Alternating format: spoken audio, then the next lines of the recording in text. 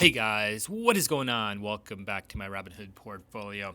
What I thought I would do now is talk a little bit about net asset value or NAV. A lot of you guys have been asking what exactly that means and why that's important. So I thought I would kind of talk about that by talking about SPHD here. This is a PowerShares S&P 500 high dividend, low volatility ETF. It's essentially tracking an index which is called the S&P 500 low volatility high dividend index. And essentially, this fund is trying to cherry pick the overall S&P 500 with regards to high dividend yielding stocks, as well as stocks that have very low volatility, or the 50 least volatile stocks within that cohort of stocks. It essentially is a lot of large cap stocks, blue chip stocks with high dividend yield. So all three categories that I typically like to choose. If we kind of go down here, it's an ETF, exchange traded fund. So it essentially has an underlying portfolio of different securities. Top 25 holdings are things like Iron Mountain Incorporated, which has 3.5% of the portfolio. Essentially, stocks that have very high dividend yields with low volatility. Ford Motor Company is part of the top 25. Philip Morris, some other big names: Southern Company, AT&T, CenterPoint Energy. A lot of stocks that I have in my overall portfolio as well. Realty Income Corp, Coach, Pfizer. So it really has a sampling of all market sectors, but for the most part, large cap stocks, blue chip stocks, leaders in their market industry. You can see the middle has a dividend yield at 3.7%, PE ratio of 18.8. Market cap for the fund overall is 2.97 billion, and as you can see there, it has a great volume at 350,000. Okay, volume at 350,000, but this stock really isn't meant to be traded, day traded or whatnot. But the important part, coming back to the net asset value, is that this stock is listed on the stock market. So this stock trades independently of its underlying portfolio. So if you add up all the stocks within the portfolio, again, this is a collection of high dividend, low volatility stocks from the S&P 500. If you add all those stocks up, it has a certain price that all those stocks would equal per share. So for this particular stock, the net asset value is somewhere around $40.10 or so. And you can see the stock currently is trading at 40.09. So essentially, there's a little bit of a discount. And before some of the stocks, it was trading at like $41. So there's quite a significant discount. So what that's basically meaning is that if you were to add up all these securities within this particular stock and divide those per the number of shares, it essentially come out to $40.10. But the stock, you can see now, is trading at 40.09. Now, if we kind of go back a ways here, let's go to the 1 month graph.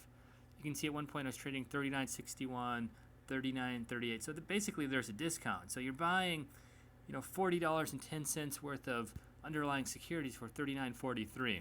That's why the net asset value is important.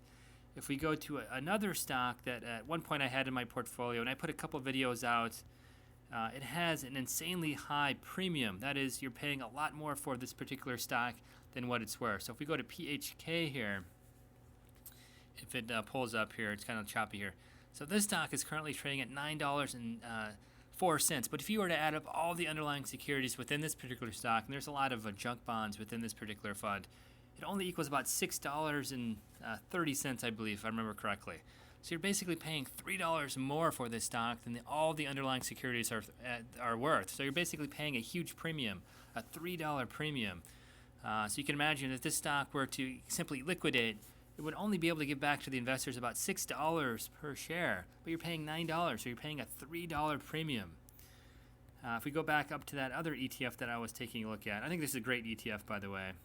Very good dividend yield. And what's kind of cool about this stock, it pays a monthly dividend. Few ETFs really pay a monthly dividend, but this one does. It has great large cap, blue chip, high dividend yielding stocks within it. So this is a very stable stock. As you could imagine from the title, or what the index is, or what index this is actually tracking, the low volatility index.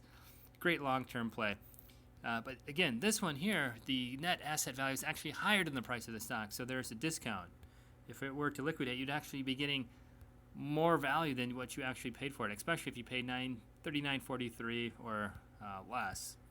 It's at 1.37.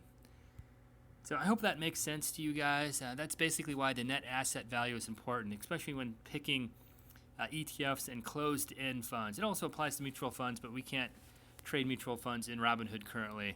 So when you take a look at some of the closed-end funds, like those PIMCO funds I've been talking about in the last few videos, or this stock here, this ProShares S&P 500, high dividend, low volatility ETF, you really need to pay close attention to the net asset value, as well as the dividend distribution as well. The other nice part about this particular stock is that the dividend is all from income from the stock. There's no return of capital, unlike that PHK stock that I've talked about quite extensively about. So not only are you buying this at a discount, but it also has a full dividend. You're not getting your own capital returned back to you, unlike that PHK stock, which essentially trades at an insane premium, and you're also getting a dividend, but half of that dividend is your own capital being returned to you. So the dividend yield is 13% on the other one, but really it's only about 6 or so, because a lot of that is just your own money being returned to you. This one, 3.7% dividend yield. This is all income generated from the underlying securities. So I hope that made sense. If you guys have any questions about that, let me know. But that's why net asset value is important. And you can take a look at like Morningstar. You can just Google the particular ETF to find out what the premium or discount is, what its net asset value is, and also what proportion of the dividend is return of capital versus income generated by the underlying securities. So yeah, kind of wanted to talk about that. I know a lot of you guys had questions about that, so hopefully that makes sense. If not, just give me a message either directly or in the comment threads below. So yeah, kind of with that, I'll end the video. As always, if you enjoy my videos, feel free to like, share, and subscribe. And until next video, we'll see you then.